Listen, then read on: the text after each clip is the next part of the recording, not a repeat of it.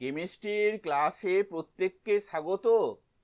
প্রশ্ন, পিএইচ ও পিওএইচ থেকে 0.03 molar HCl দ্রবণের পিওএইচ হলো, অপশানগুলি হলো: এ 1.52, বি 2.42, সি 11.62, ডি 12.48।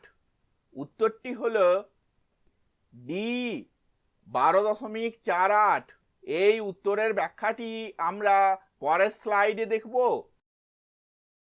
এখানে দেওয়া আছে 0.03 মোলার HCl দ্রবণ, অতএব H+ আয়নের গাঢ়ত্ব সমান 0.03 মোলার। আমরা জানি যে পিএইচ সমান -log H+ আয়নের গাঢ়ত্ব, অতএব পিএইচ সমান -log 0.03 বা পিএইচ সমান 1.52। আবার আমরা জানি যে পিএইচ প্লাস পিওএইচ সমান 14 বা পিওএইচ সমান 14 - পিএইচ বা পিওএইচ সমান 14 - 1.52।